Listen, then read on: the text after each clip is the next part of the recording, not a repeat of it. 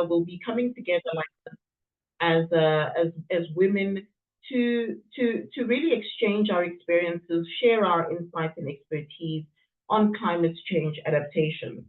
But before I jump into the business of the day, I would really like to express our solidarity with all of you who have been affected or impacted by the latest wave of unrest that we're seeing across the continent. I know that many have lost their lives in Kenya, in Nigeria. Others have been brutalized by police in places like Uganda. And I really hope that your families are safe. These protests across our continent are not removed from the work of ACRP.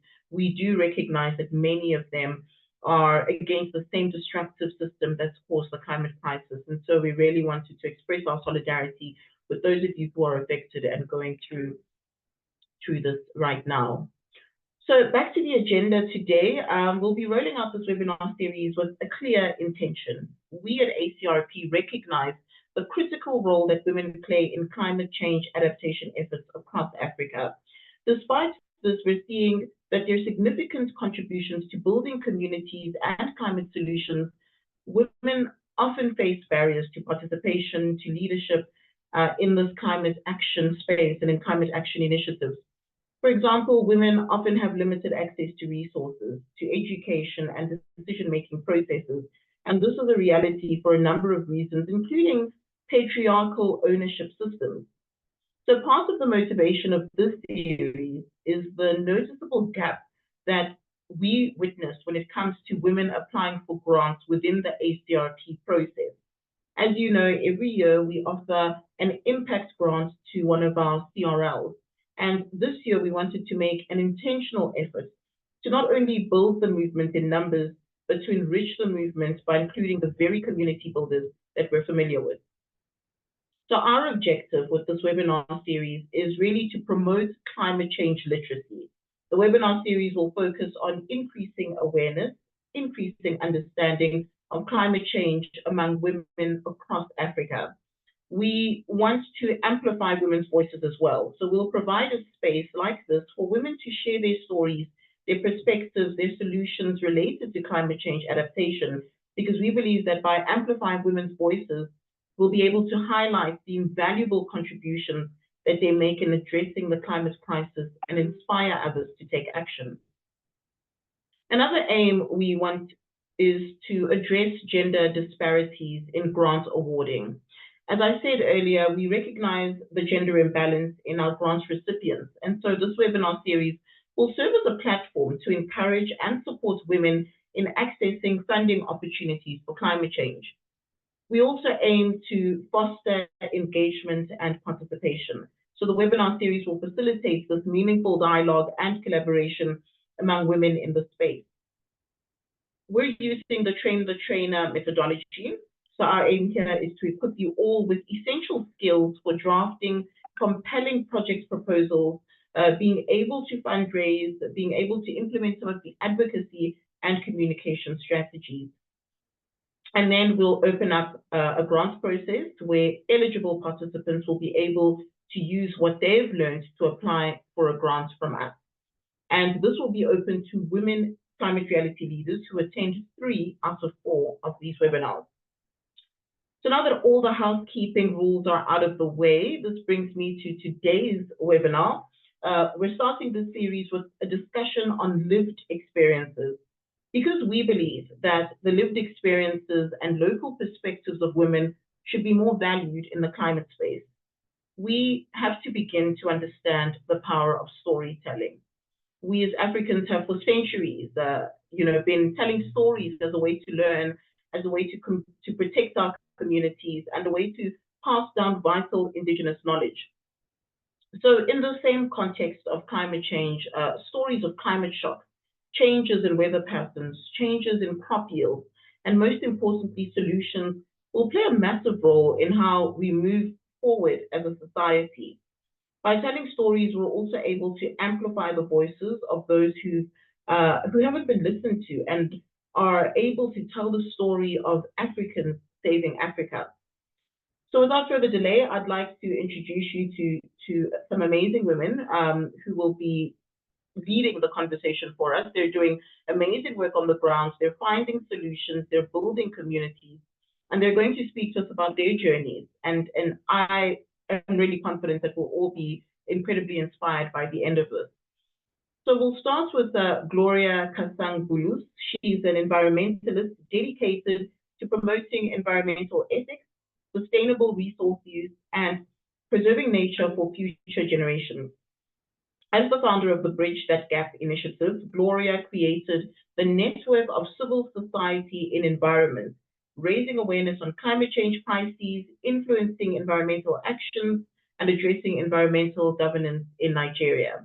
She's a proud recipient of the Alfredo Circus Memorial Green Ring Award, becoming the first African awardee, and she was recognized for her exceptional commitment as a climate communicator and advocate.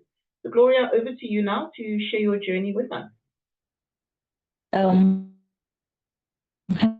Hello, Haley. Thank you so much for this opportunity, and to all the staff of the branch, and also to our participants. It's really an honor for me to be part of this webinar and also to share my experience. It's something that I always look forward to sharing my story, and I do not get tired of sharing my story because of the passion I have in the things that I do. So I'd like to speak about my journey as a climate reality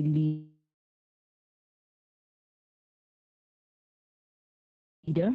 I mean, just to show you how my journey has been that of the testament of dedication and resilience in the face of the environmental challenges that we face. And I've always had a passion around the environment sector. But actually, my foundation was laid after my training in 2017 as a climate reality leader in Washington State under the tutelage of the former Vice President of America, Al Gore. I mean, this actually birthed a new beginning for me, and I saw things differently. It increased my passion for what I do. And since then, it has been, I have been a formidable force in the climate adaptation, and particularly in my home country and even beyond. And so my commitment to the cause began with a deep concern because of the alarming rate at which climate crisis is affecting the world, and looking at the fact that I come from the global south, and of which the impacts of climate change is also affecting my own community, and it's so evident. And so, recognizing the need for urgent action, I founded a nonprofit organization called Bridge That Gap for Africa initiative, which is focused on addressing climate change and other environmental issues. Aside that, again, we Bridge That Gap also addresses issues of poverty through livelihood support, disaster risk reduction, governance, peace building, conflict resolution, and a whole lot of other interventions that the organization provided. So my approach to climate leadership is quite holistic, because I look at different issues around the intersection of environmental issues with humanitarian concern. And that is why I'm into livelihood and also disaster risk reduction. So I have been instrumental in raising awareness about the climate crisis. I've also been supporting journalists in climate reporting, and also supporting women in advocating for energy efficient cook stove and also climate smart agriculture. And the reason why I'm engaging the journalists is because it's very important that we have our stories being echoed around. And so we need someone to help us to amplify our voices. And thankfully, this webinar series is called Amplify Her Voice.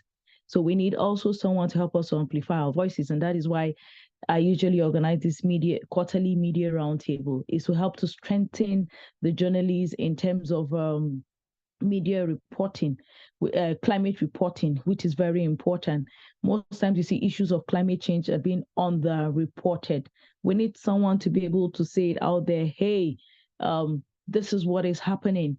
we're having variations in our climate, where the temperatures, where we're not having rainfalls, the farmers are not experiencing as much rainfalls as before, or we're having extreme temperatures. We need someone to be able to amplify our voices, and not just telling on the problems, but also the solutions, telling us that, hey, you can also do this, you can also do that. Because I mean, for every problem, there is always a solution for that. And so this is where the media come in place. I mean, play a huge role. And also, I also have been advocating for energy efficient cooks for women, and also climate smart agriculture for women. Like this year, we're able to plant some yams, and also potatoes with some women groups, and we're hoping that in the next 5 to 6 months we should be able to have some beautiful harvest. And so all my efforts around this never went in vain. And aside some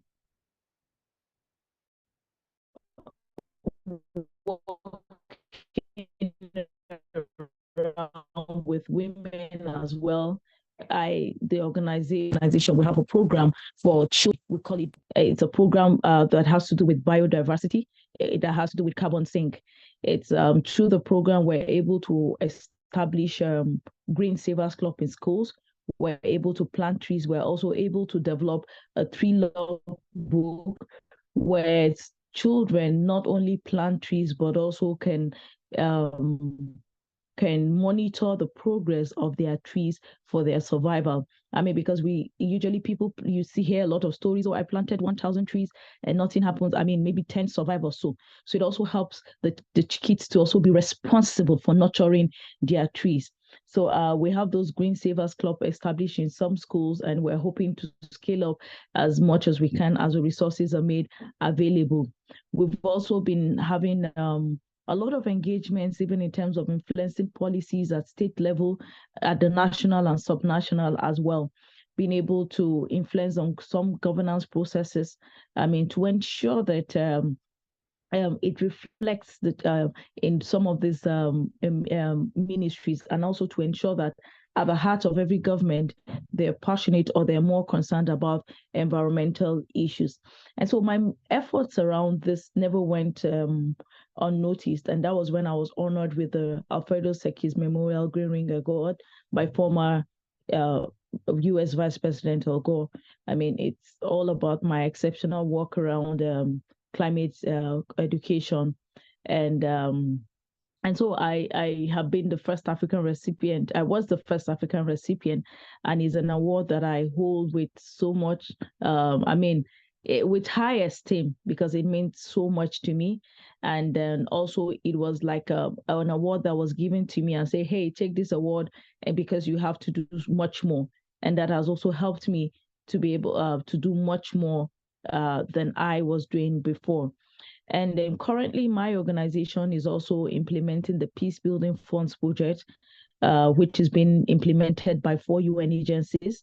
And we are the implementing partners for the UN Women. This time around, we're looking at it from the gender lens, where around conflict zones, regions, we're starting peace architecture in conflict zones where we know that women are being faced with gender-based violence, they're losing their livelihood. So we will be supporting women with livelihood support in terms of climate smart agriculture and a whole lot of other alternative sources of livelihood. And aside that, again, we've been providing women with mental health and psychosocial support. We're hearing all sorts of mental health issues, particularly affecting women, where some of us must have heard of eco anxiety. I mean, they're all forms of depression that comes as a result of what is happening around us. Eco anxiety is around issues of environment. I mean, when you go to the farm, you can farm because there's no rain, especially for the agrarians, or probably there's a farmer headers clash, especially for some of us that come from Nigeria and some other regions that we're having farmer headers. You see, that has already affected our livelihood. So we're providing them with mental health and psychosocial support to different programs that we have put in place. And so as a result of my passion also in the environment environment space, I also started the network of civil society in environment, bringing together organizations, individuals, media, government, and those who are passionate about issues of environment, whether health, whether education, because there's a strong linkage between the environment and a whole lot sectors is in infrastructure. So we come together and take action on issues of environment. And so that has been, I mean, on organization side, and of course the network side, and also my background has been around the environment as well, having a master's in an MSc in natural resource management, renewable energy, disaster risk reduction. So that shows, I mean, that I have tried to build myself a foundation where I'm not just, I'm also learning as well. And aside other certifications that I have in environmental public health and quite a whole lot, I mean, that it would take me a long time to mention all that. But it's just to help me to build my capacity to be able to address these issues properly the way it should, aside leveraging also on experiences I have learned in the field and learning from the people around me and whatever I see online as well. I try to also then supporting it with my educational background. But of course, it's been a journey that has been very interesting, but also have a lot of challenges. And so one of the challenges is the issue of funding. And I'm happy that this webinar is is speaking about funding for women. So that has always been the challenges, the one of the challenges for me. I mean, not having enough funds to be able to do the things that I want to do or I will do. At times I used to say that if I have enough funding, maybe I could have probably changed the world if I have, and so but at times I try to even push it away. Oh, no, you don't need funds to do certain things. Oh, sure, you do not need funds to do certain things. And that is why I've been able to record some of these successes. But then you get to a point that you're stuck, that yes, to be able to move forward, to be able to scale up with some of those things, you also need some financial support. Even if it is logistics support, you need that. Of course, it's all about funding. So that has been a complex an issue for me, meeting up with some of the donor requirements, or probably the application processes. Some of them can be really bulky. It takes a whole lot. Then at times again, you don't even see those opportunities in good time. And probably you see them when they're closing 2 days to when they are closing, or a day to when they're closing. And then you see that, oh, you're eligible for that, but you still cannot apply for them. Or probably some of them are highly competitive. So that has always been some of the issues. But however, I have refused to be discouraged, you understand, by employing, but I ensure that I employ other creative strategies to ensure that I'm able to source for other, funding opportunities, say, even if it's personal funds that I do, or leverage also on communities as well. There are times that we have meetings in communities that we say, okay, let's keep them just for 2 hours so we don't necessarily have to buy refreshments for them, or we don't necessarily have to, pay for transportation for them. At times, it's easier for us to go to meet them within those communities. So we try to see how, whatever strategies we have, to be able to, boycott on issues of funding. But of course, there are points you get stuck that you definitely will need those fundings. Another hurdle that I've had to overcome is cultural and societal barriers. At times, some coming from the northern part of Nigeria, at times some group of persons or probably government officials or individuals are excited. Oh, this initiative is being led by a woman. Let's recognize with her. At times again, some cultural barriers or society will say, oh, no, this is led by a woman. Why should it be led by a woman? And so it's been an issue. And then some people will begin to question your expertise or your authority. You understand? But of course, I have find a way to maneuver by building trust, cultivating partnerships, and demonstrating effectiveness in my approach. I've had to be strong relationships. First of all, when I have an initiative or anything, I try as much, or any project, I try to be personal relationships first. And so my journey is not just that of personal achievement, but also a beacon of hope, for future generations. I see it as a lesson. I see it as a motivating for other people that look up to me, and so I try to ensure that I stand strong in my commitment to environmental ethics. I try as much as possible to stand strong in the cause that I believe and I am promoting. So I sincerely would want my story to serve as a powerful reminder that one person's passion coupled with action can indeed bridge gaps and lead to significant challenges. And I also want to share with us some successful climate adaptation projects that have been led by women. There are quite a number of them. There is the Solar Sisters. Particularly, I will speak about Nigeria. We've had the Solar Sisters who have been able to provide solar lamps, who have been able to provide energy efficient cook stove to women, particularly women.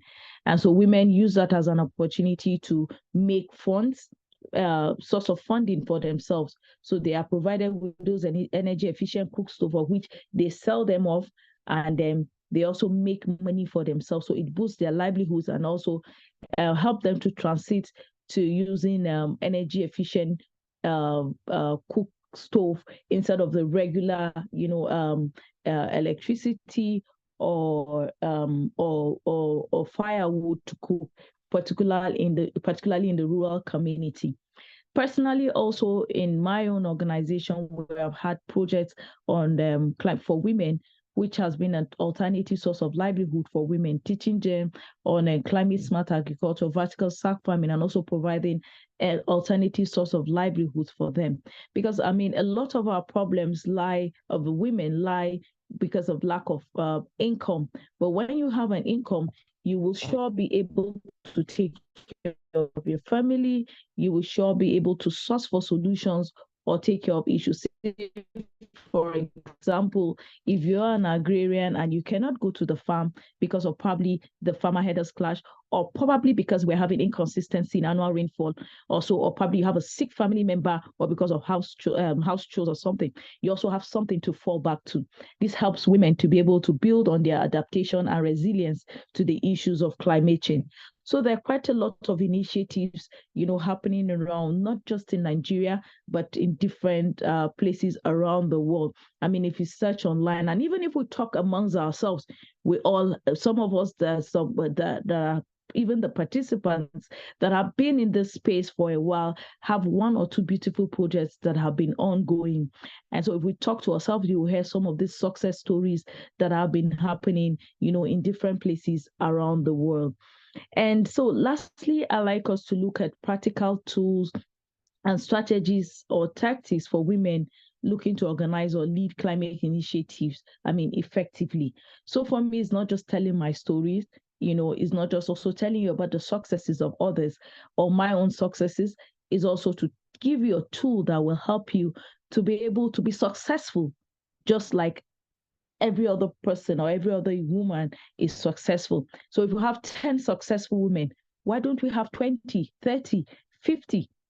And I think that will be a huge success, and it will be a source of pride for even the African branch, because they supported us, they groomed us, and it will be part of also their own successes to say, yeah, whatever they are putting in terms of supporting climate reality leaders is already translating into successes and is quite visible.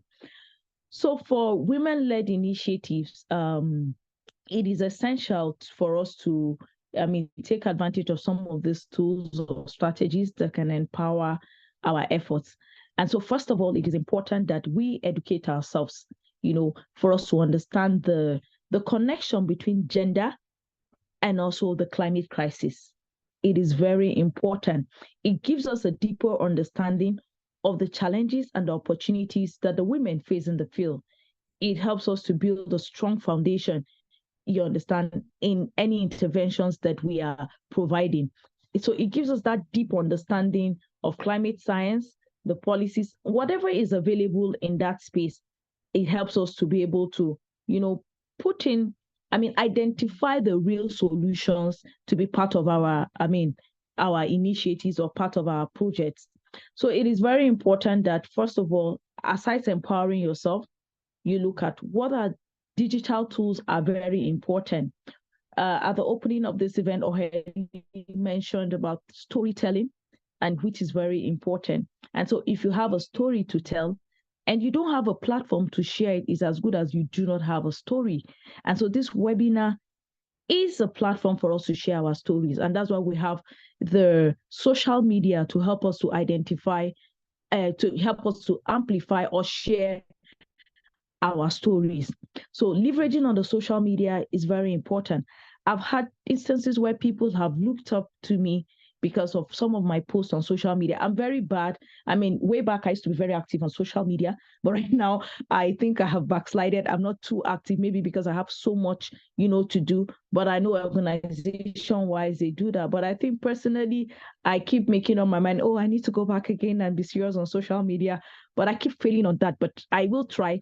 I mean, to do that, but it also helps us because at times people will not reach out to you to ask you, hey, what are you doing? Tell us what you're doing. But because you have it all out there on social media, they just check you out on social media. At times, the social media helps to validate what they hear about you. Someone says, oh, I've heard of Gloria in Nigeria. Oh, she's doing this amazing thing. And someone says, oh, really? Oh, that's interesting.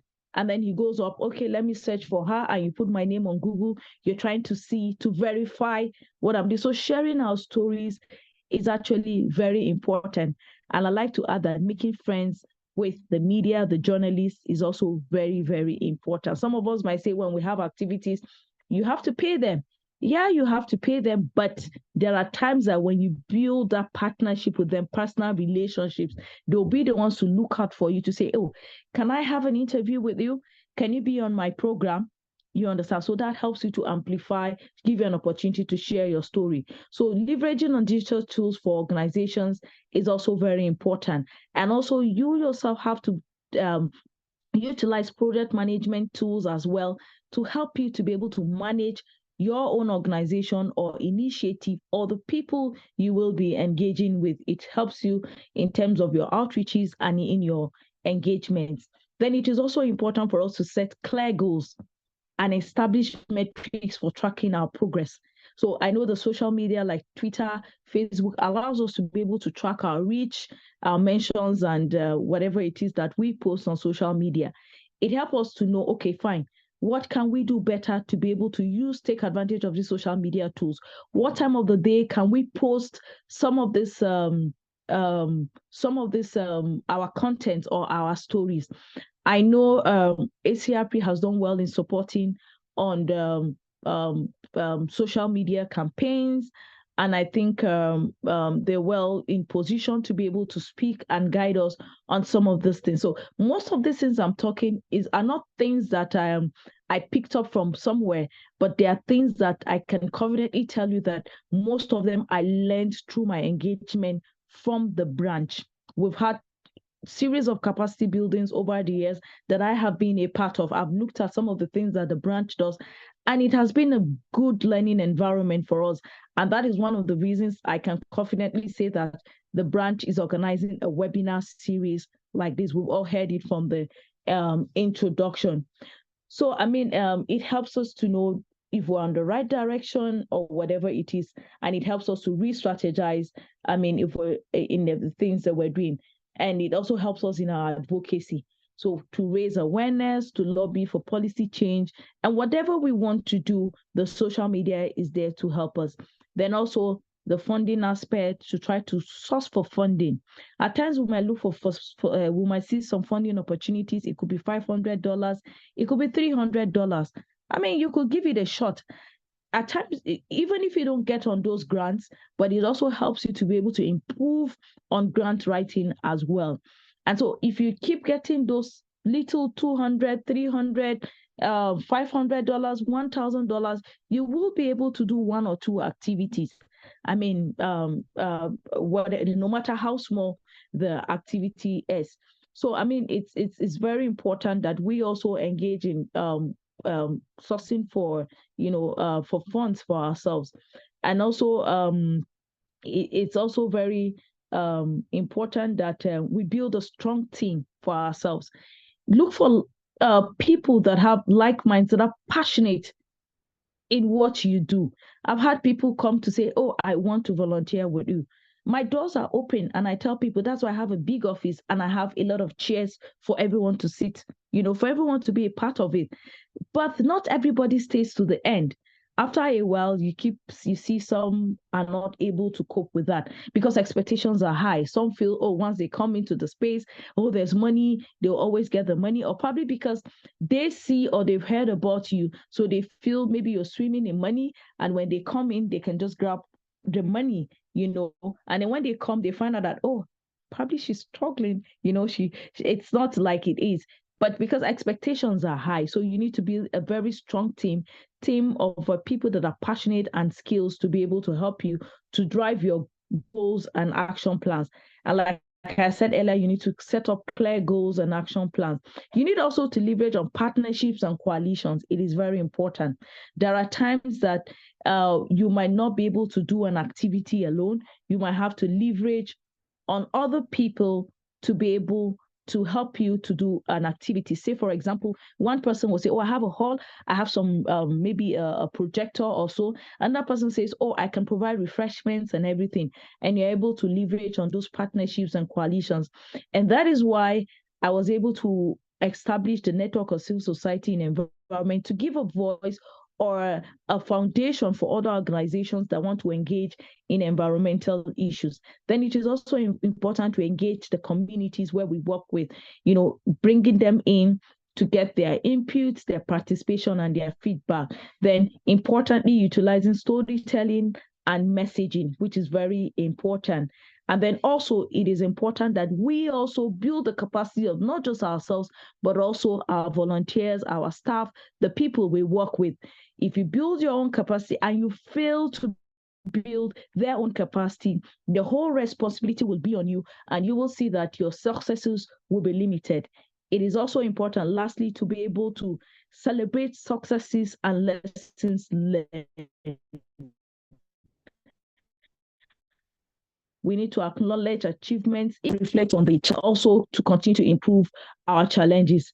And so, lastly, I like to encourage us, in the things that we do, in this fight against climate change, in our climate action, it is very important that we stand firm. We're able to, be resilient in the things that in issues around environment. We need to take the lead. We need to look at ourselves as leaders. We've been equipped already with what it takes. We've been equipped with the science from the training we had as climate reality leaders. Aside that, again, resources are being provided. I know those resources are on the Climate Reality website. They're also on the ACRP website. There are several other movements, there are several other organizations that are doing the same thing that we're doing, or similar things, that we can take advantage of their resources. So I'd like to encourage us to be resilient, to keep doing the things that we do. Let's not think that because we do not have funding, or because we have limited funding, or because we have limited capacity, we cannot take action. We can always take action. From little drops of water makes an ocean. If we all take action, and then we put those actions of that I have taken back in Nigeria, another person in Ghana, another person in any of the countries in Africa, is South Africa, Tanzania, and everywhere is taking action, and we put all that together, you see that collectively is a huge success that we have. You might think, oh, I have only been able to sensitize 20 women. I have only been able to teach 20 women on climate smart agriculture. And somebody out there has been able to support 10 women. Someone has been able to support 50 women. By the time we harness this together, we find out that we're counting 100. We're counting 200 women that we have empowered across Africa. So little drops of water makes an ocean. So I like to let us know that the journey is always not smooth, it's always not sweet, but you and I have a role to play. If we back out right now, tomorrow the future generation will look at us and say, hey, you had every opportunity, no matter how small it was, and you didn't take action, and you're responsible for what we're facing right now. I'm very sure most of us will not want the future to look at us, the future generation to look at us and say, you are guilty. I mean, that guilt would haunt us, throughout our entire lifetime. So let us take action now and always. Thank you. Thank you very much, Gloria. Thanks for sharing that powerful journey to your own climate leadership. You shared such wonderful and practical tools and tactics that we can all implement. I love your idea about making friends with journalists, with different stakeholders, with health people in the health sector, with government officials. That's all very important because connection, as you say, is so important in this space. Working with other partners, with coalition partners, building a strong team, all very, very important things that we can all implement and adapt to our own work. I'm going to open the space now for some questions for Gloria. I know we also have some French speakers on the call, so just to let you know, you can put your questions in French. I'll translate them. Salutations à tous nos leaders francophones. Vous êtes les bienvenus pendant cette séance. Je vous encourage d'envoyer vos questions dans le chat à côté et je vais les traduire pour Gloria, comme ça elle va répondre à vos questions. Et vous êtes aussi les bienvenus à partager votre expérience dans votre travail où que vous êtes. So Gloria, there's some questions already in the chat box. I think I'll start with that as some people, put up their hands with questions. Let's take this question by Mkuseli Madiba. He says, thank you for sharing your story. Your organization, Bridge the Gap Initiative, is doing important work. My question is, through your advocacy and lobby actions with government, what tangible results have been yielded? Okay. So do I take that or probably, okay, so, all right. You can take that form. Yeah, that's a okay, question. Thank you very much for that question. So in terms of results with the government, we have had some significant results that I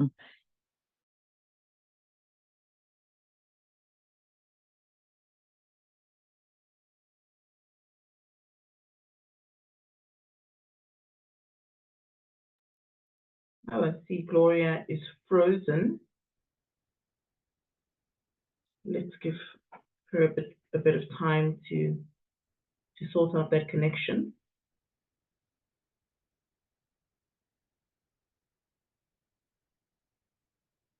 makes me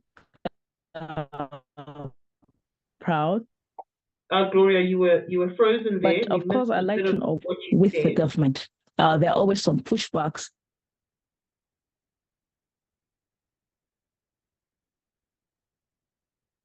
Gloria, okay. You mute.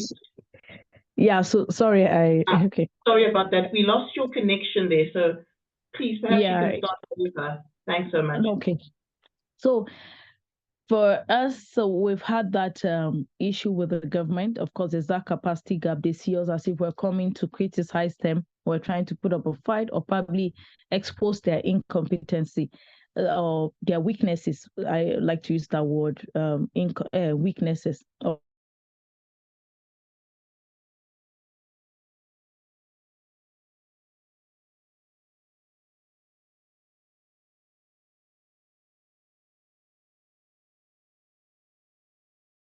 All out to ensure that their success is also, it's all for their successes. It's going to be easy for them to be able to work with you. It might not be 100%, but of course, to an extent, you enjoy on that. So one thing we have worked on in here with the government is we have successfully, particularly with our elected leaders, we have successfully been able to have a permanent dialogue for platform with the legislators in my state. We had some engagements with them on which we're able to develop a community engagement framework with them. When we started the first day, it was like, oh, we're wasting their time and everything. By the second day, it was a 2-day event. They got there before us. And you need to see them. We ensured that their numbers were more than us, the committee on climate on environment, and also their technical assistants were there. The civil society were few, and the media were few. We subjected them to a lot of group work and were able to develop joint action plans with them. And thereafter, we're able to establish a WhatsApp group, which allows us to be able to discuss on issues on the platform. Recently, the state developed a climate change policy. Though we're not fully satisfied with what was, because there was no consultations, but we were able to open up our voices to them, and we made some submissions around that climate change policy, even after it was developed without consultation. So right now, it has been ascended into. So what is left is for us to have a review. Because of the protests in Nigeria, by next week, we will review to see if our inputs were clearly, captured, and if they are not, we will call their attention, on that. Then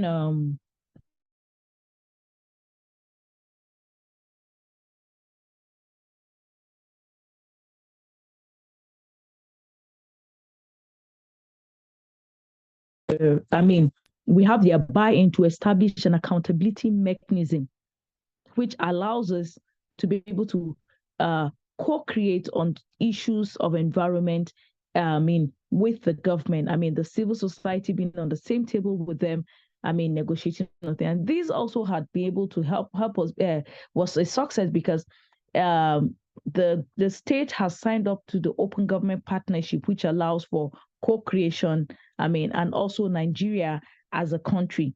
So we leverage on some of these platforms, or will I say mechanisms or forums, that allows us to be able to engage with the government. With the State Emergency Management Agency, we've had joint community assessment with them, where we're assessing flood-prone areas. Now, some of these heads of ministries or agencies have come to realize that if they really want to move forward, civil society must be involved. They know that for them to be able to establish, or probably with development partners or probably donors, that, okay, they have very good integrity, the civil society must be involved. And for them to even to able to penetrate communities will always resist the government. But when they know that civil society organizations are involved, there's always, they can always, they will welcome the government. So that partnership, government have understood that partnership. It's not 100%, but with that, we've been able to influence certain things happening in the state. We've done joint assessments with them. We have attended events. We also do events that we also bring them in. So, those are some of the successes in terms of the governance process. We have also been able to influence even the budget in the state, because we have done budget trend analysis, and yearly we make submissions, we analyze the budget. And when we go to the public hearing with the legislators, we present on issues that have to do with the environment. Some of them, and we have already seen significant improvement in the environment sector, where it wasn't a priority before, but we're seeing in terms of their releases, in terms of funding for them to carry out on projects within the state. So those are some of the successes, the results we have had with the government as a result of our partnerships with them, or probably our influence. Thanks for that answer, Miriam. Just on the chat, some people congratulating you for your work. Justina Amoa says, thank you, Gloria, for the great work you're doing. You're an inspiration. Gloria also thanking you there. Nana, Miriam, I see your hand is up. She left a comment saying, great info, and thank you for inspiring us all. I will let you ask your question, Miriam. I see your hand is up. Please go ahead. Thank you very much, Riley. I hope you can hear me.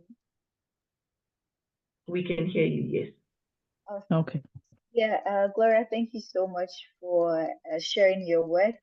As a woman leader, we can all attest that it is not easy in the African context. So my first question is, I would like you to talk about what barriers you face as a woman trying to work around climate change advocacy and also, spread the word about climate action. And my second question is from the story you shared about having being able to, meet the government in Nigeria, having a consultation. So I would want to know what kind of consultation was that? Was it on what kind of policy work was that? And how can we in our various countries, adopt your strategy to also effectively engage our government? Thank you. Okay, so Nana, your first question was you asked is on barriers I have had to breach as a woman in climate advocacy and also climate adaptation. Am I right? Yes, exactly. Okay, then the second one, your voice is a bit not too audible. So if I can get to hear the second one again. Sorry about that. So my second question is, could you tell us the type of consultation meeting it was with the government that you were able to bring them together and work with them together to be able to develop your assessment and all of that? And how can we also adopt this strategy to also engage effectively with our governments in our countries? Okay, thank you. I think I get that. Okay, so first of all, yes, there have been barriers for me in terms of climate advocacy. So, I mean, one of the barriers have been around climate denials. I've met people that do not even believe that climate change exists.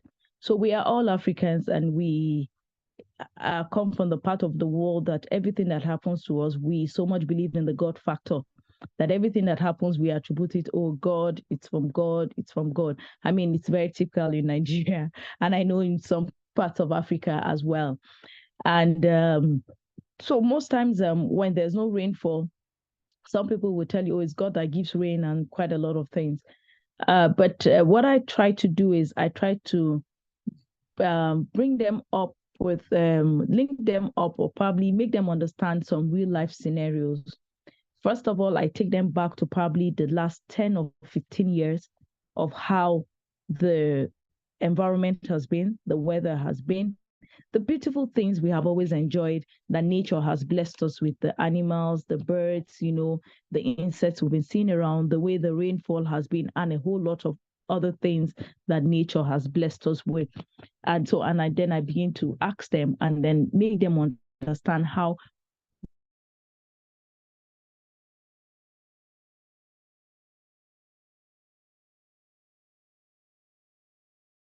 we have been losing them over the years.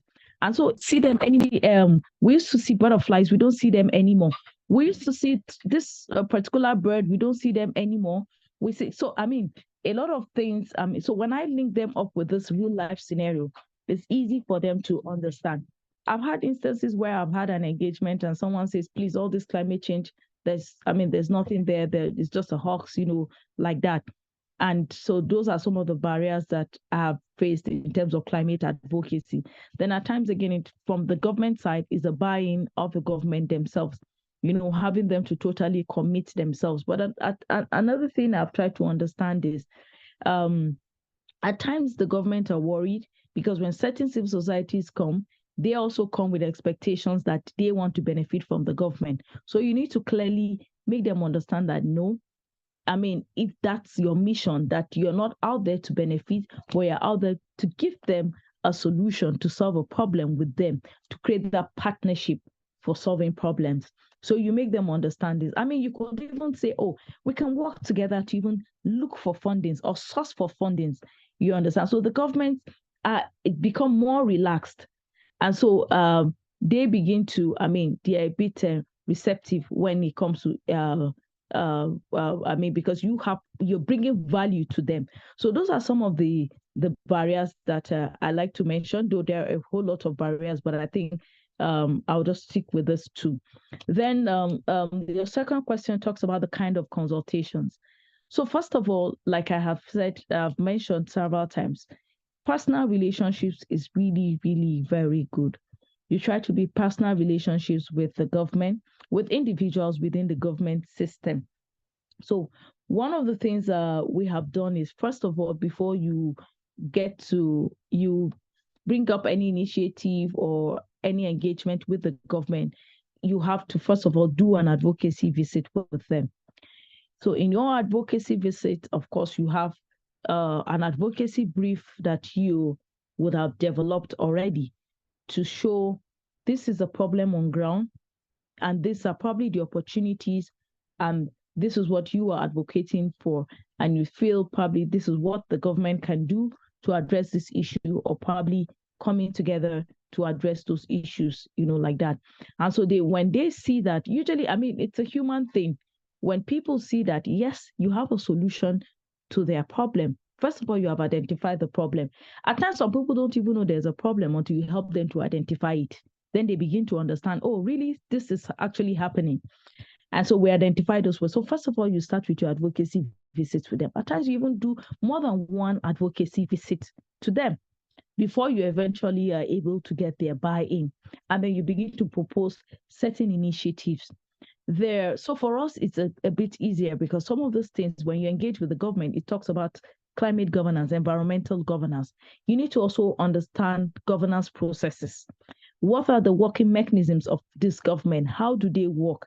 It helps you to define the best approach, for them. So when you're able to identify, leverage on some of those tools, like the open government partnership, like that I mentioned, that is happening in Nigeria, and also you can make reference, because globally right now, there's always a civil society component of everything that is being done. Even under the UNFCCC strongly recognizes the role of civil society organization. The biological diversity does that. The data of desertification does that, and even the INC for Plastic Treaty does that as well. This all of it has all these provisions, the treaty, the pact, and everything. Summit of the Future, whatever we have that is, available for us to work with. This is a sustainable development goal, recognizes the role of citizens, the role of civil society. So if your country has not signed up, or is not a part of the open government partnership, like it's been done, in several countries across the world, you have those platforms or those treaties or pact to make reference to. And so you also need to make them understand the benefits of working together. This climate issues, it requires all hands on deck, and also the benefits they have as well, working with civil society. We have quite a lot of experience. We have expertise that we're bringing for free for them. Someone said that what takes government 3 weeks or 3 months to develop takes civil society probably 2 to 3 days to develop. So they know the speed at which we work because of our passion. So you need to also make them understand the benefits that you're bringing in. So that way, I believe that there is no country that will resist any benefits that you're bringing, or any incentive you're bringing in for them. So that way, you can also, you can replicate it in your different countries, building that personal relationships, understanding the context, being able to lobby around and not go to tell them, or show them off that you know more than them or they're doing wrong. You need to also learn to give them accolades or commend them on the little that they have done. Even for giving you audience is something. Even if they have failed woefully in the environment space, they're not even doing anything. Just give them some accolades. There must be something that they are doing in that ministry that you can also give them accolades. So you need to do a lot of findings. Go with facts when you go for any, you want to engage the government. That way, they're tongue-tied because they know that this person is well equipped. Stand on your grounds. Then also it's very important that we do not compromise when we engage with the government. At times, the government will try to entice you with money, or just to keep your mouth shut, or get you to compromise. But let us stand firm. So I believe that with some of this insight on how we have engaged the government in Nigeria, I think it can also be replicated in Ghana and other countries. I mean, we have started with advocacy. We've had dialogue sessions with them, open dialogues with them. We have had workshops with them. So those are all consultative platforms or consultative meetings that we have had together. Thank you. Gloria, thanks for sharing that. Thanks for sharing those. I want us to quickly take a final question from Cynthia before we move on to our second speaker. Cynthia also left a comment in the chat about how you, Gloria, were able to overcome the barriers in terms of the cultural barriers in communities. I think you've spoken a bit to that, but Cynthia, let me hand over to you now so you can ask Gloria your question.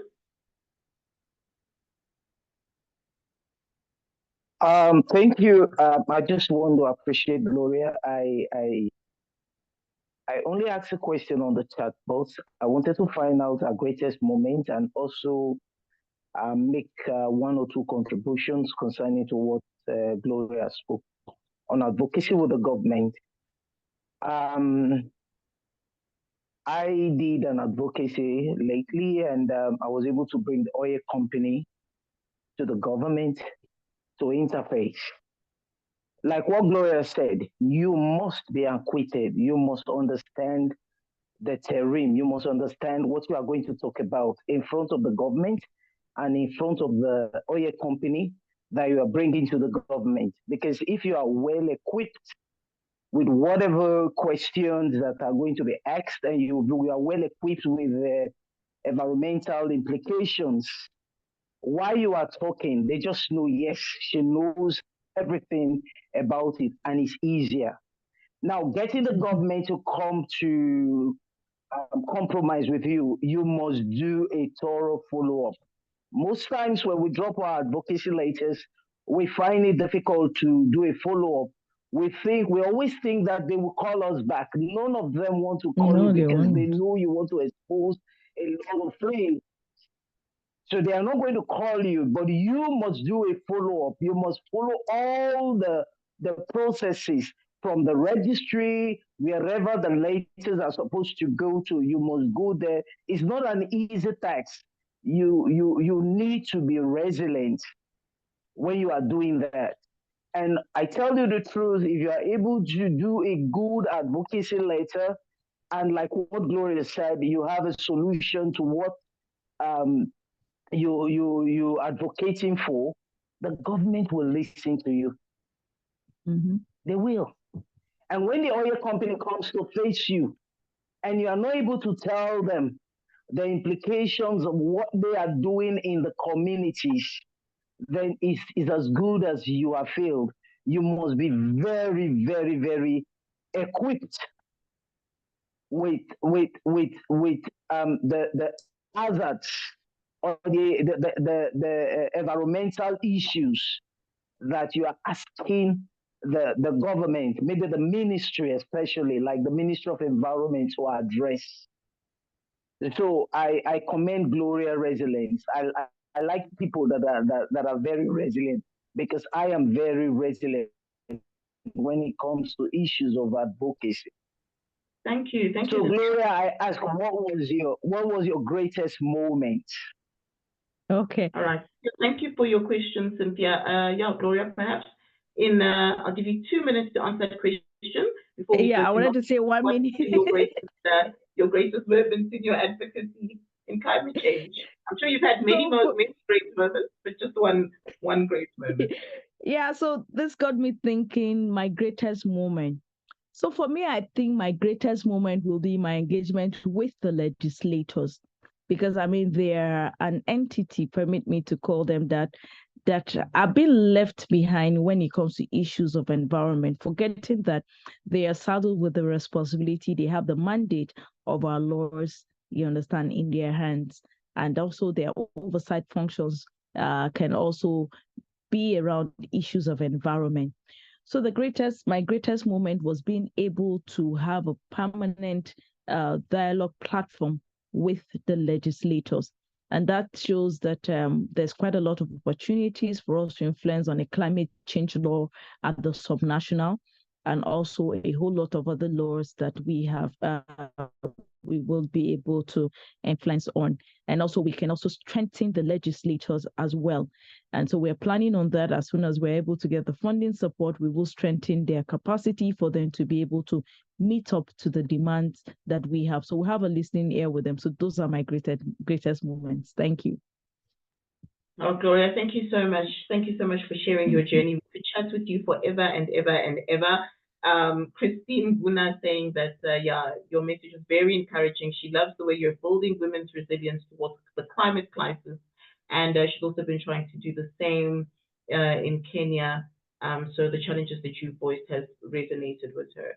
So thank you so much, Gloria, for sharing with us. We're going to move on to our second and last speaker for the day, Nonhle Butuma, is the spokesperson of the Amadiba Crisis Committee. The struggles in Nonhle's community began in early 1996 when a mining company from Australia discovered titanium along the coast. And so the Amadiba Crisis Committee was formed in 2007, and Nonhle has been the spokesperson since its inception. They advocate for land rights and ensure human rights are not violated in the name of development. They've won 2 court cases against mining companies, Mineral Resources Commodities from Australia, and Shell for oil and gas. And Nonhle is also the winner of the 2024 Goldman Environmental Prize. Nonhle, it's such an honor to have you here with us. I'm going to hand over to you now so you can share your story with us this afternoon. Welcome. Yeah, thank you so much. I hope my signal is very bad. If the listeners they will forgive me. I won't put so much of my picture, otherwise you won't hear me. Sure. Yeah. When it comes to the insights, you know, as a Amadiba Crisis Committee, we've been formed. We started early 1996. You know, South Africa get the democracy in 1996. I mean, in 1994. That it tells you that just 2 years after democracy, where our communities that they were living for centuries, where we depended from the land, where we were respecting everything that is surrounding us, because when it comes to nature is associated as part of the human being because of the cultures and beliefs, spiritualities. That's how we respect nature. Now, when the mining company discovered the titanium, where we live, where our livelihoods rely on land. Also, again, mostly people, they just think that human being is something else, environment is something else. These are 2 different things. But in our beliefs and in our way of living, because we are indigenous communities in South Africa, we connected with nature. Now, when something is here to disturb the nature, it disturbs us.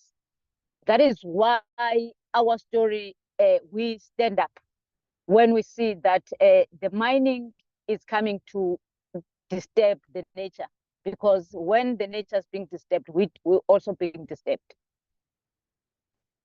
It's quite a long story. To cut it short, we try by all means to make sure that this mining is going to affect us. And how it's going to affect us. We are living in a climate catastrophe where everybody is being affected. Now, we stood up to say no to mining to our land, which was the first case, because most cases, communities, they're fighting for benefits that are excluded.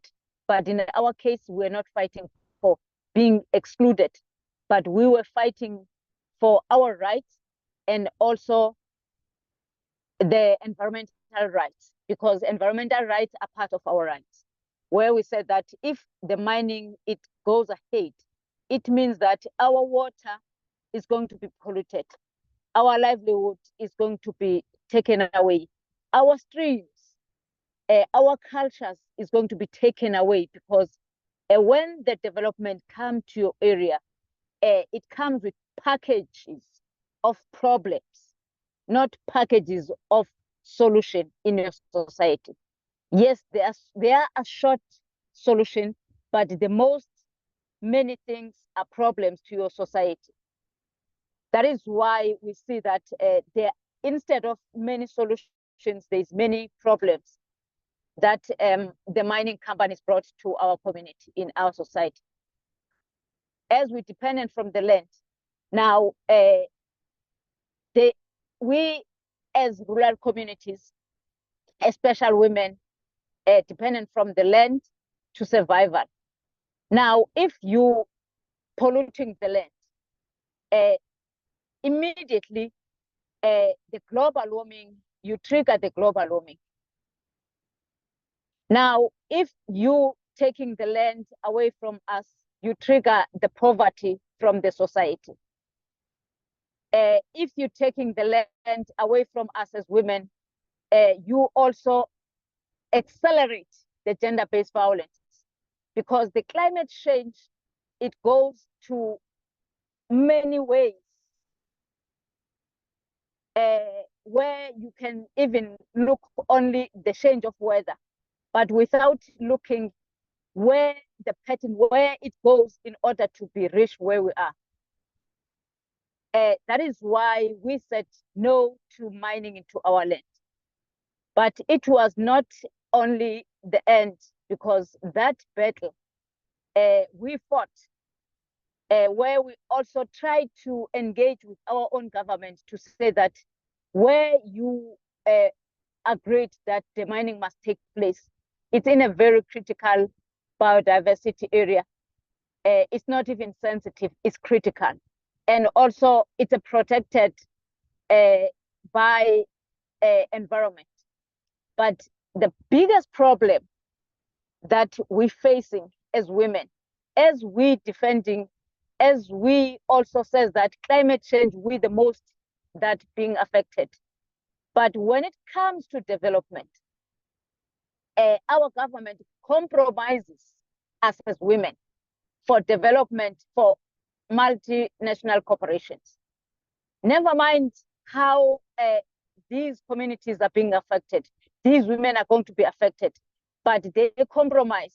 That is why, as a Madiba Crisis Committee, we encourage also the other communities that we need to stand up, because the whole concept of economic growth must change if we want to change the climate change. As long the concept of economic growth is not been changed, it means that to fight a climate change is going to be quite difficult for us as women, because the policies, the economy policies are more support that let's make a balance between environment and economy. But when you look at that balance, it means that let's compromise the environment. But when you compromise your environment, you're compromising yourself. That is why we organize women in a Madiba Crisis Committee here in South Africa on the Wild Coast to say that the whole concept of economic must change.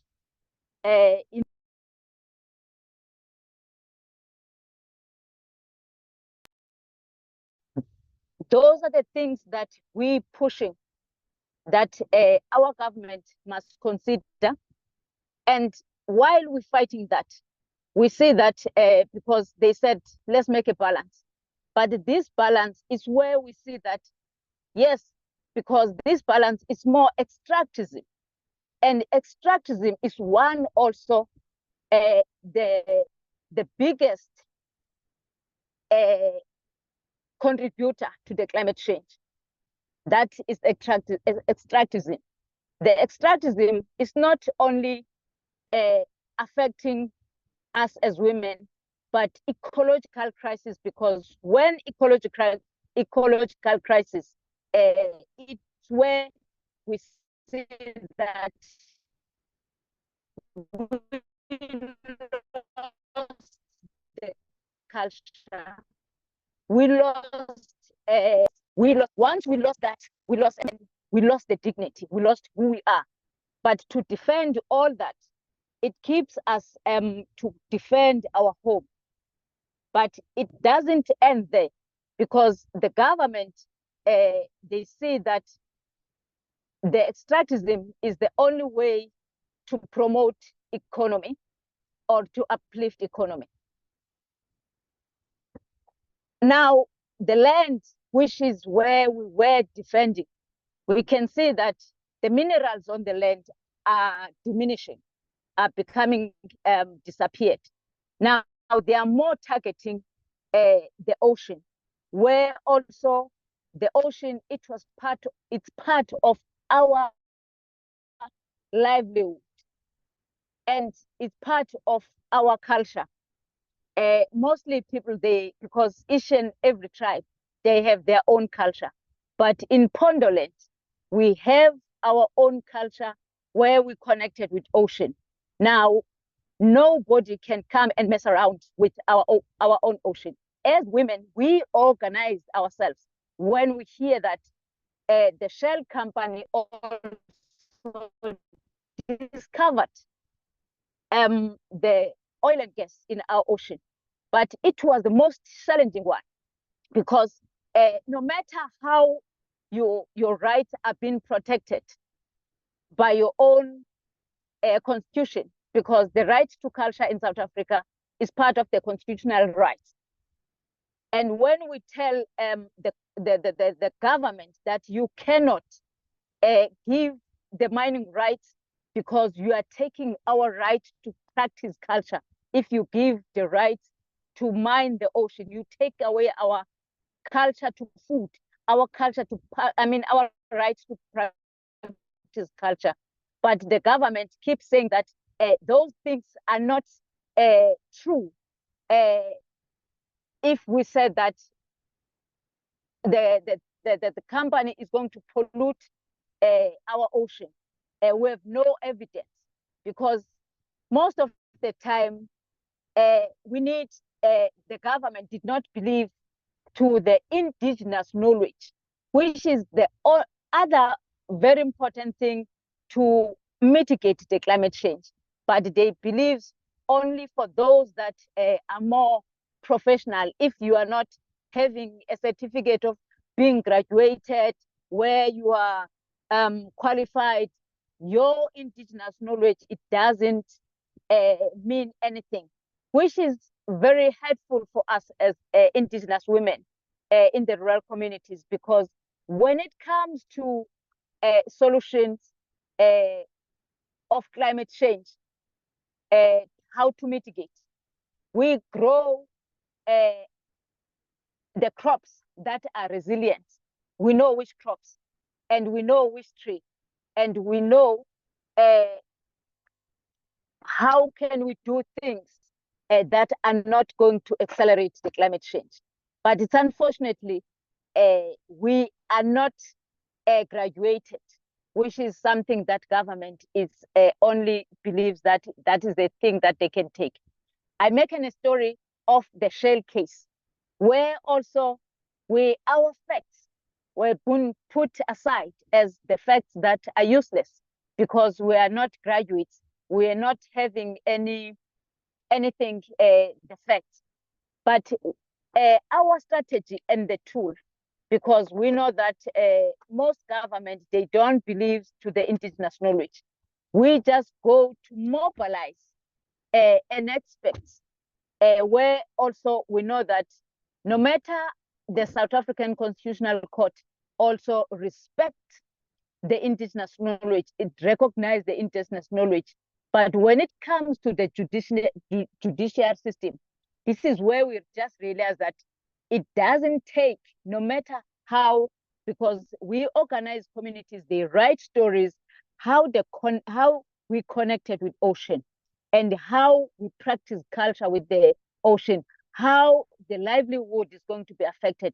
All those affidavits were meaningless because they said that there is no proof. They need some expertise that the scientists that they're going to prove that. And that it really hurt to us as women, because each and every change of the weather, as women, we the one, what we notice, even if it's becoming so windy, we the one that we notice, because we always be outside. And even if there's too much a thunderstorm, we the one that we notice that as women, something's changed. Even if the changing of season, because we the one that we do agriculture, we notice immediately that the change of season. We the one as championing, and we're telling the world as women that there is a change now, because things are changed. But because of the level of education, this is the thing that as women that we suffer. And it's not only that. And also what we've learned is that patriarchy, it's always playing a role, a very vital role, when the capitalism is coming to place to your society, where you can see that we always been pushed aside, that these women, they are just protecting trees. These women, they are just protecting butterflies. Like, we can survive without butterflies. As women, we know that we cannot survive without those trees. We cannot survive without those wetlands. And when we protect our culture, we protect the environment, we protect the biodiversity. That's our own tool, because once you lost your culture, you see everything is becoming a commodity, is something to sell it. But when your culture is still exists, it also protect the human being. That is why our cultures is always coming as a priority, because it helps the communities to mobilize. It helps the communities to stand up, to say, no, don't destroy our culture because you're destroying us. Those are our own strategies that we use. And we also encourage the other countries, the other women where they are, that when you start to fight against those multinational companies, the first thing that you're going to face, it will be a patriarchy, because capital system or capitalism is a patriarchy system. It's where you're going to be insulted, that why women are talking about the land issue, why women are talking about the climate change. Climate change is just a story. There is no such. They don't understand that as women, we're the one that we notice each and every day when things are changed. Because also when these things are changed, even the children in our homes, because there are also diseases also because of the climate change, we the one that we notice also in the household, things are changed. And in order to make an education to other women outside, that because of the climate change, there's more flu that is dealing with our kids.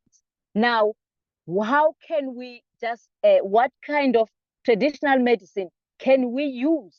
And then to share the experiences, to share the stories, to share the information. That's where we mitigate. That's how we work together. But all in all, in order to stand firm, food is the most priority, the food security, because if the women, there's nothing, there's no food, the woman is like, is naked. That is why women, they can go.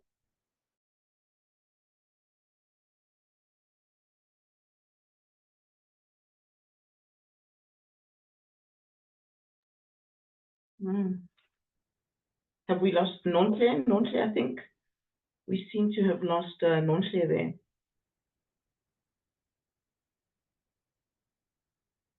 Give her a bit of time to reconnect so she can continue, but very, very insightful conversation, you know, points that she's raising there, and such a powerful story of her own advocacy in her community. Let's see if we can get Nonhle to reconnect so she can continue. I see there were already some questions coming in for Nonhle about whether they were able to kick the company out from their country. We'll pose that question to her as soon as she comes back. I think we have. Okay. All right, I see Nonhle has gone to, she's logging off and logging on, so she'll reconnect in a short while. If there's any questions for Nonhle, I think you can leave them on the chat so that she can address those questions for us when she logs back on, or you can raise your hand and I'll take that question, I'll note it down for her and relay it to her when she comes back online with more details there. Yeah, and any key takeaways from you of what she shared, you can also put that on the chat. Anything that stood out for you in what Nonhle has been talking about this afternoon, you can also share that with us on the chat while we see if she is successfully logging back on. You can check in. Mkuseli, you've got your hand up. Yes, you may pose your question. Hi, thank you. So I'm not sure how comfortable Nonhle is in speaking about the assassination attempts on her life because of the work that she's doing. I know her colleagues have also passed away, have been assassinated. So I'm not sure maybe if that could be posed, how she's dealing with that right now. And secondly to that, I think it was Gloria that spoke about how they're working to have focus groups with the government.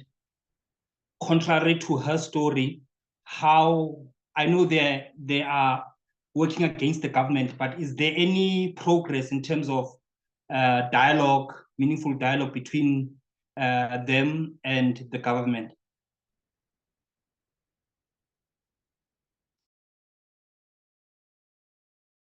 Thanks for those questions, Mkuseli. Thank you. We'll definitely pose it to her as she comes on. Gloria, I don't know if you want to come and answer this question posed by Mkuseli about the progress that's been made in your discussions and focus groups that you've been holding with government. Okay. Just to get Nonhle back on the line.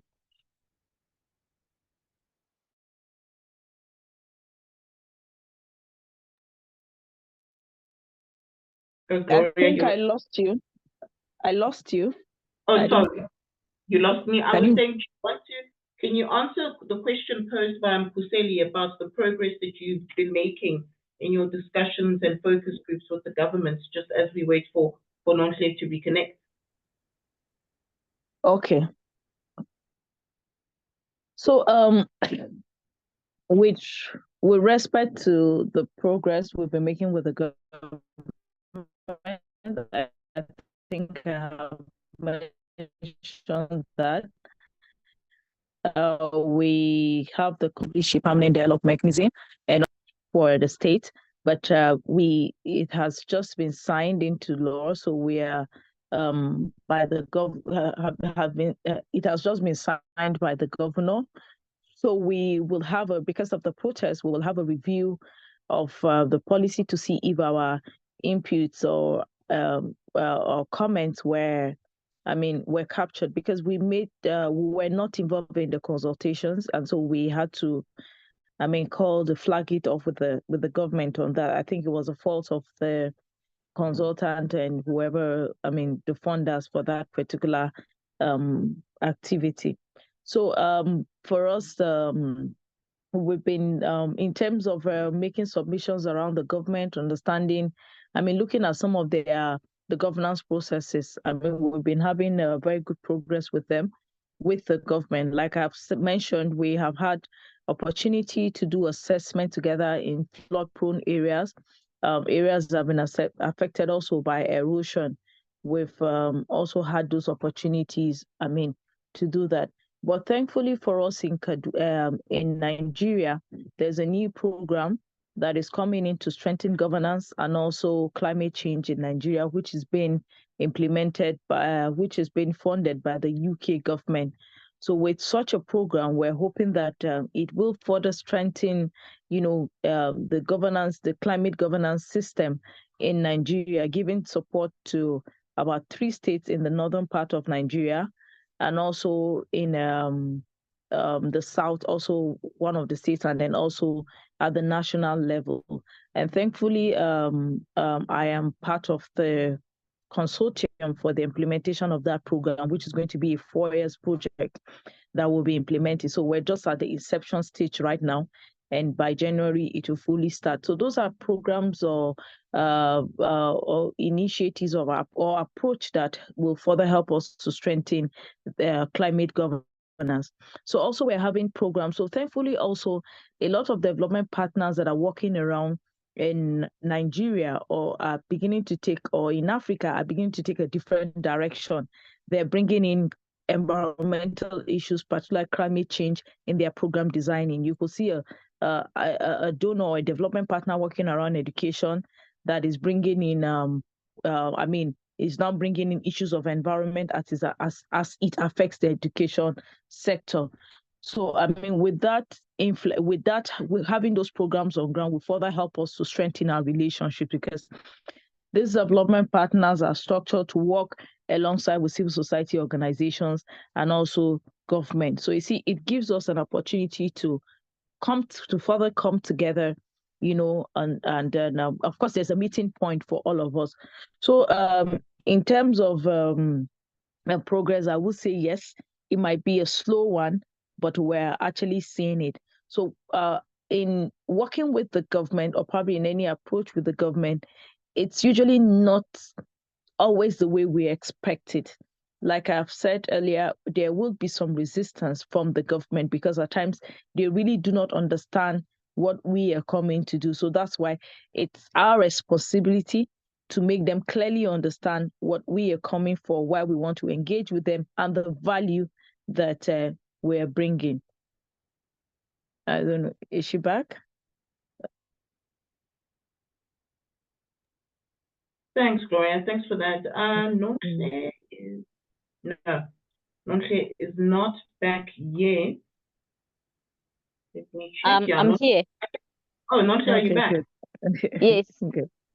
Okay, cool. Thank you so much for coming back. I understand you were having network issues. Yeah, you can continue with your discussion. I just want to tell you in the meantime, there was also a question that came to you from Kuseli about, asking if you would feel comfortable or at liberty to also discuss some of the assassination attempts that you faced. He was noting there that he knows that some of your colleagues have fallen victim and wanted to know how you're coping in the midst of these assassination attempts. If you feel comfortable with that, you can incorporate it in your discussion as you continue. Okay. Yeah, my signal today is very bad. I think also it's because of there was fell fires. It's becoming so dry. We are being hit by a drought, a little bit of drought, even if it's it's evergreen our side, but because of the climate change, we also been affected. And also too much windy, it disturbed the connections.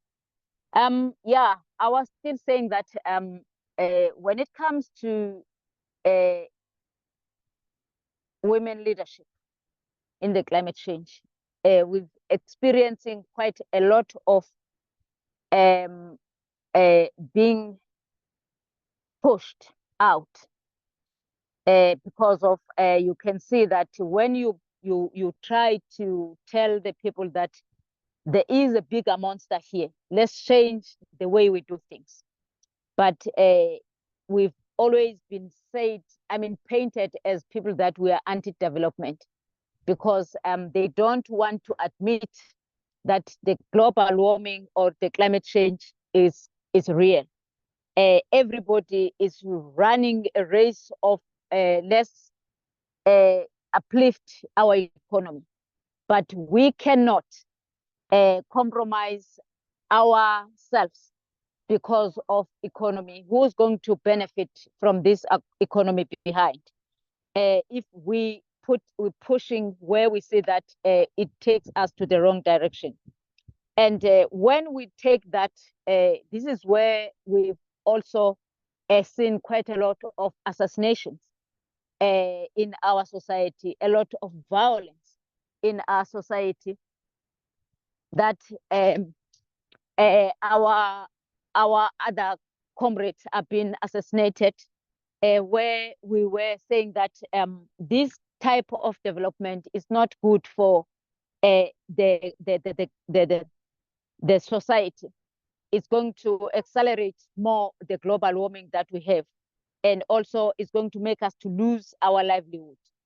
And then because those kind of facts nobody can dispute, but it pushes the elites to take a shortcut, that the best way is just to eliminate the environmental defenders, and also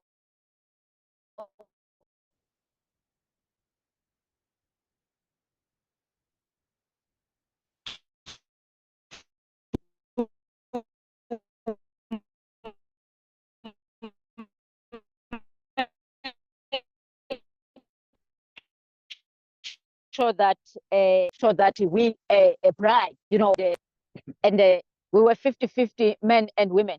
But when times goes on, I can see that Amadiba Crisis Committee, the majority right now, it's led by women, and which is something that it's very painful to the capital system, because they never think of the men. The women can stand, even if there are assassination, even if there are threats. Because right now, where we're standing, where I'm talking, we are sitting with quite a lot of the threats, where we have been threatening my life because of defending the climate change, defending our future. That people saying that they cannot lose the money just for butterflies, just for trees. It's not just about trees. It's about our lives.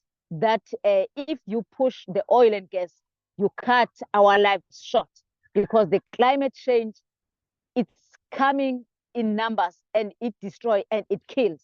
And we've experienced that in South Africa, where the floods, they were killed so many people in KwaZulu-Natal. And it didn't come once, it comes twice. But right now, what we say that the plans also must change.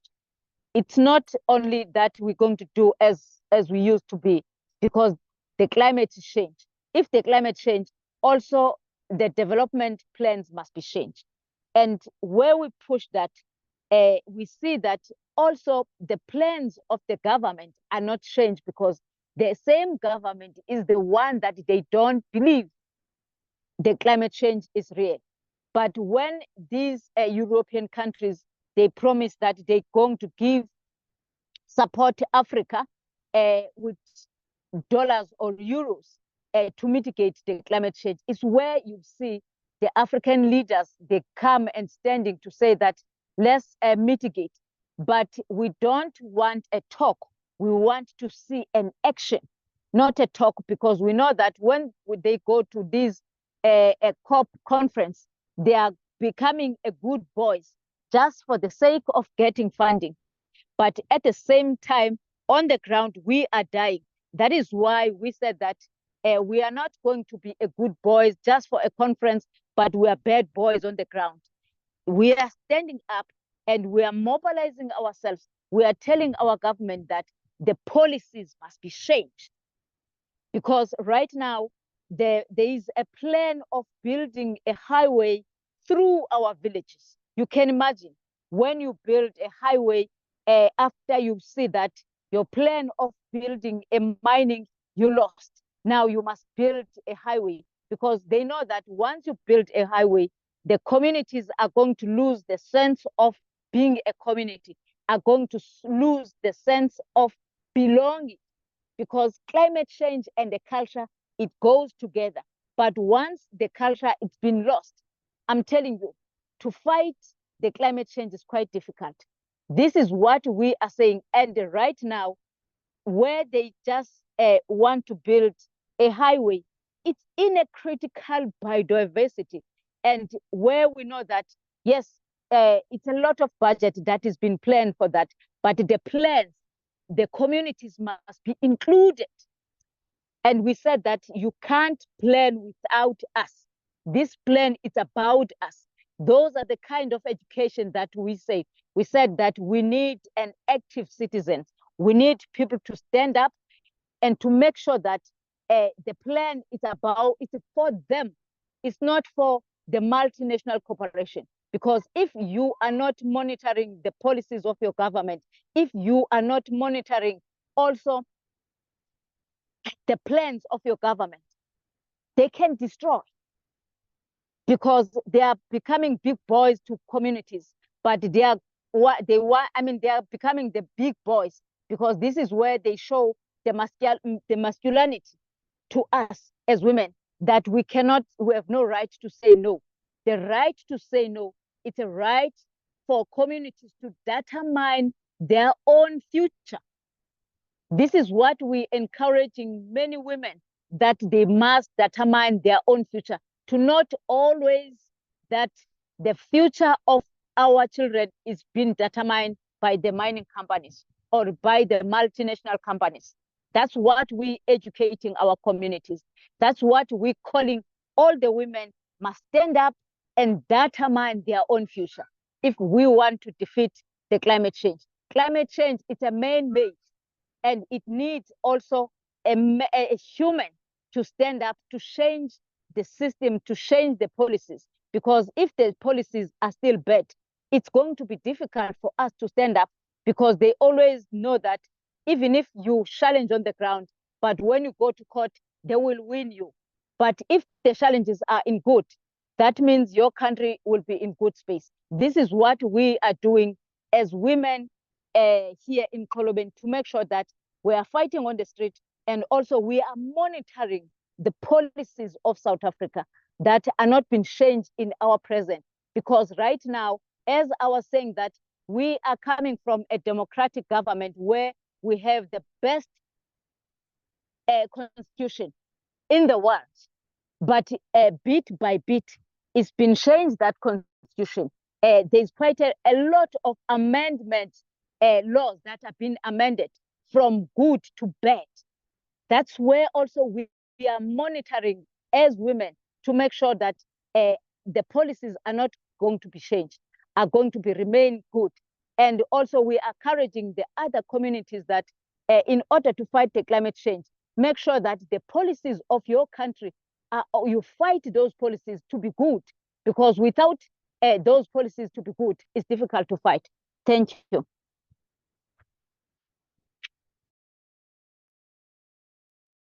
Wow, Nomhle, thank you so much for sharing that very powerful story of what's happening in your community. I can't even imagine how hard it is to be, doing your work, your advocacy efforts under those kinds of conditions. Do we have any questions for Nomhle? You can put them in the chat, or you can put up your hand and actually talk to her.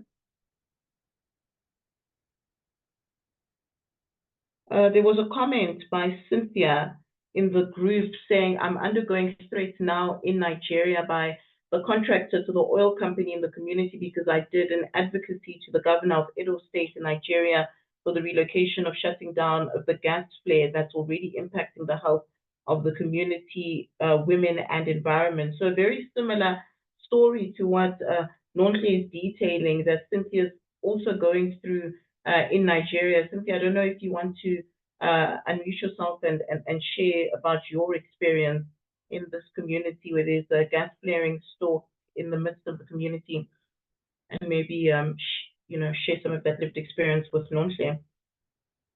Okay. Okay, thank you. I am grateful to share this story. It's actually an opportunity. I'm Commissioned Hebire, Bright from Nigeria, and the Executive Director of Political Women Empowerment and Development Organization here in Nigeria with the acronym QUEDO. I actually did an advocacy because I've been carrying out a sensitization education to the community women who did not know the implication of the gas flaring that is even in the heart of the community. These women before now, they were carrying their pepper to dry under the gas flare, and they even sell it to people in the market. And we all know the implication of that is cancer. We eat such pepper. So I did a lot of sensitization, and the women became aware because the Ligili community in Ovia Northeast in Edo State is a marginalized community. The women are usually actually marginalized due to their cultural barrier. So after building their capacity and sensitizing the women, creating a lot of awareness on these issues, so I did an advocacy to the governor of Edo State and to the House of Assembly, to the Ministry of Education, to the Gender Office, to the Oil and Gas. And the governor actually became interested in the issue because of the way the advocacy letter was written. And they actually called the oil company and my organization, and I mobilized the community women to share their experience. I did a research actually before I brought the oil company on the impact of the gas flaring on the women especially, and their livelihood and the environment. And so I had all my informations intact. I had the media on ground. I did the media awareness on the issue. So the oil company was called, and the reps from the two representatives from the oil company, when they were asked about the issues and if they are aware of the impact, and the gas flaring has been on in the community for over 40 years. And they didn't even carry out their corporate social responsibilities to the community, but because majority of them, especially the leaders, the elders in the community, and the contractor who is also from the community, he has kind of brainwashed the people. The people are not aware of the issues. And when they ask the oil company if the corporate social responsibility that they've been engaging in the community, unfortunately for them, the community people were there, so they tried to lie, and the women had to cut them short and said there was nothing of such. And the oil company was like, he doesn't want to believe that the gas flare is the reason why their livelihood has been destroyed, like their fish, their major occupation is fishing and farming, and the women, they can no longer get products from their farmland because the soil has been affected by the noxious gases from the gas flare, and their river has also been impacted because of the noxious gases and the volume of heat that's from the gas flare. And while the oil company was saying he doesn't want to believe it, because I have a history of the community, I made him to understand how I have been visiting the community for the past 28 years, 30 years, while the gas flare was reduced before they increased it, and told them my findings from the research that I did. And according to the rep, who is the engineer, he said that they are working towards zero emission. And I asked him, if you know the gas flare does not have an impact on the women, on the people of the community and their livelihood, why are you working towards zero emissions? And to call the long story short, they brought the oil companies to book, and they asked them I told them to ask them what their mitigation processes are. And they said, okay, they are trying to relocate. They will try to relocate the gas flare. And for the past 15 years, they've been saying that. And I told the oil company, I've done my investigation. That's what they've been saying, to deceive the community people. So the governor and the ministry, the honorable commissioner of the Ministry of Environment, asked them to give them the timeline, because that was part of my advocacy, the timeline for the relocation or the shutting down of the gas flare, or domesticating the gas flare for domestic purposes. And they gave a timeline according to them. But as soon as we had that meeting done with the oil company, they invited the stakeholders from the community, like the chairman, the contractor rep, and all the very strong stakeholders that are from the community.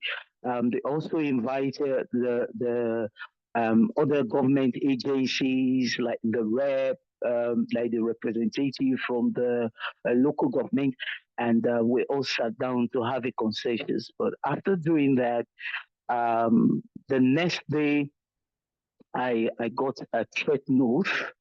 I got a threat call. My daughter was called, and they asked her that they should ask me to stay away from the facility, or they will kill me. They will do this. They will render me useless. They will do that. Blah blah blah. And some of the youths that were also giving money, and some of them sent me threats notes, and told me they would track me down and blah blah blah. For a while, my kids, like two of them, they've relocated to another state. I had to ask them to relocate for the now. So I got some funds, and because of my work that I do, so I supported them to get accommodation, and I took, for now, the case is still on. I have reported to the police agencies. I also reported to the government agencies on the issues. I also involved some CSOs to let them understand and know what is going on. And for now, I left my place for a while to be sure that everything will go down gradually. So when the sister from Kenya was talking, yeah, I just understand what she was saying, that our lives as CSO are always on the line when we are trying to advocate and make sure we bring the oil companies that are perpetrators of the hazards in the environment to book. Yeah, thank you so much. Most times, the government. Thank you for sharing that, Cynthia. For taking us into your reality and your lived experience. It really is unfortunate that we have to work under those kinds of situations. There's a comment from Umar saying that they should know that that environmental impact assessment is a prerequisite for any major development project. He believes that we all need to acquaint ourselves with relevant laws to enable us to conduct our advocacy with facts and legal support. Kuseli, I see your hand is up. You can come through with your comments. Yes, thank you. I just want to say firstly, thank you, Kakulu, Sis Nontle, for the work that you are doing there, Kolobeni. I think as a community development practitioner myself, and across the country, I think it's one of the case studies that is quietly interesting, fascinating, but at the same time, my question is, how are you continuing to go and push the fight? Because I know that there's been threats, your leaders have been assassinated, and understanding the South African context, usually the head is taken down to make people fear. So how have you been able to keep the Amadiba a crisis committee going because people would fear that their lives are at risk? How do you keep on going? And also, what is the current state of things right now? Yes, for Ekolobeni, but also for you as an activist. I think that's the second one. Also, thirdly, I know you wouldn't have been able to win the court cases by yourself. What other institutions or role players have assisted you to fight in the judiciary regarding this fight? Thank you.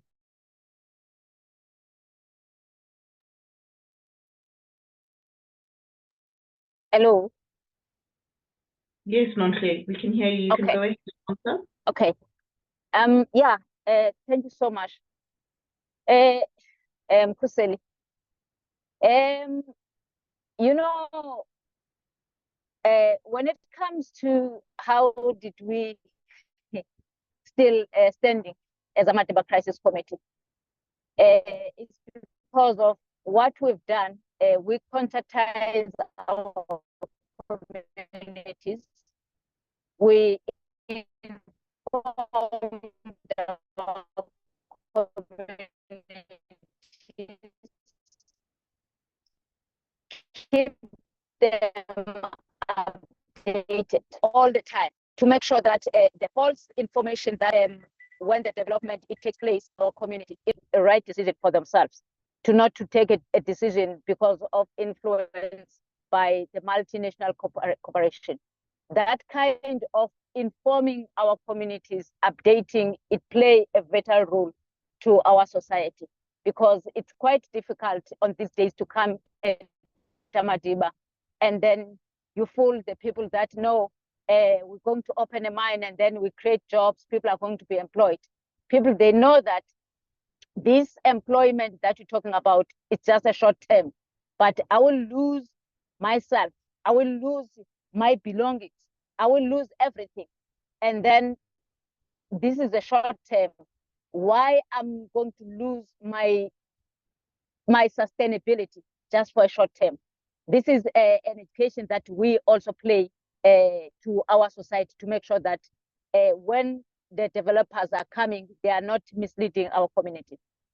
And in terms of the assassinations and being scared, yes, we've experienced that, and we've already lose quite a lot of leaders, because the assassination was started in early 2000, and our chairperson of our organization was being assassinated in 2016. And after that, we were hoping that the justice also is going to play a vital role to make sure that the justice has been served. But we can see that the death of an activist is not being taken serious, because you've been seen as you are anti-development, you are blocking the development. Now, why the state must make sure that your matters are being accountable?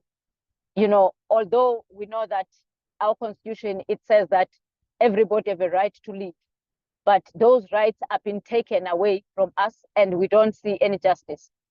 And what it helps us, even if we see that our leaders have been taken one by one, even those that are still remain have been intimidated, we just tell ourselves that because sometimes your history, it helps you to give you a direction, because you see where you come from and also you see where you're going. Because of the history in Pondoland of the Pondo revolt, that our history of our great parents, it tells us that this fight that we are fighting today, it's not started now, it started for quite long time. That history, it helps you. That is why we also says that the history at schools, our history must be also part of the curriculum. We play a role, our own curriculum. We are not waiting for a government to put that in curriculum, but we are teaching our kids our own history, the importance of land, the importance of taking care of yourself, the importance of taking care of your society, because when you're taking care of your society, you're taking yourself. That is the kind of that it keeps us standing today. Yeah, when it comes to the to the environmental impact assessment from the comment,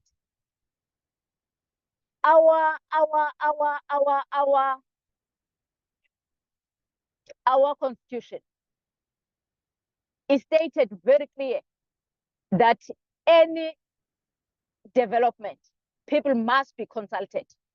It's a must in South Africa. That is why I was saying that with the best constitution, we must be consulted. But the consultation alone, it's not enough. What we're saying, we must give a consent as communities.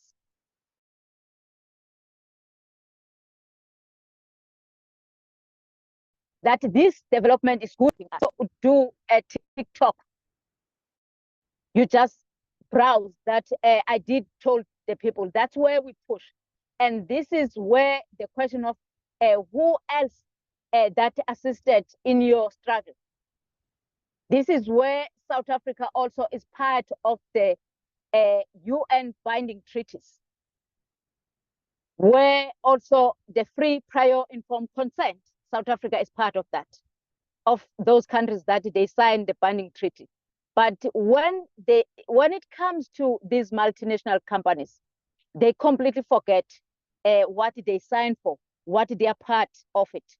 They just give the permit to those companies. And this is where we just also use those kind of tools as constitution to go to court. The legal aspect were part of the assisting us. And also the media, where we use our story to be told, to tell the world, and also to do a solidarity with the other countries, with the other South African provinces, that to understand, because you can fight a battle, but if you are not in solidarity with the other people, it's not about being famous. At the end of the day, it's about protecting the future of the next generation. That's what we need to do. That's what we are doing at Amadiba Crisis Committee, that our future children must not be cut short by the profit driven, because right now we are being affected by the climate change. If the development is coming to accelerate the climate change, we said that development must be considered that it's a violation of a human rights and must be changed because the climate is changed. Thank you. Nontle, thank you so much for sharing with us today. Thank you so much for your time, Nontle and Gloria.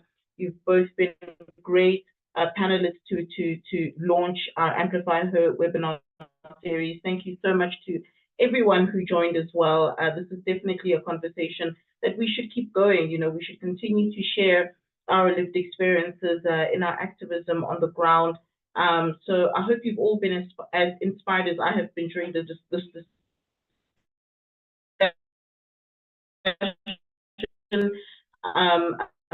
certain more action, and that we all really do hold the power. So thank you all for joining us here in Seoul. Very happy Women's Day.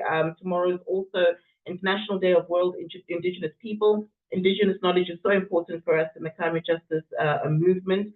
And so I wish you all a great Women's Day, a great Indigenous Peoples Day. And I hope to see you all at our next session, which is on the 29th of August. We'll be talking about capacitating women in renewable energy. We'll be showcasing the role of women as drivers of innovation and adaptation in the renewable energy sector.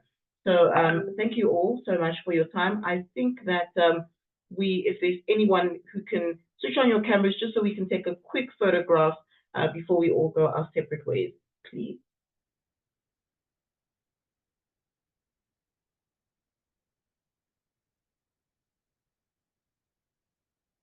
Yeah, thank you. I don't know who's taking, is it Miriam or Konwani? I can take it. When you're ready, just let me know. I'm taking the photo. Okay. Go on. Take it also, Great. So Madam. if you can turn your camera on, just Okay, we'll do that. So on my count of three, 3, 2, 1. Your best. Okay. So we go 3, 2, 1.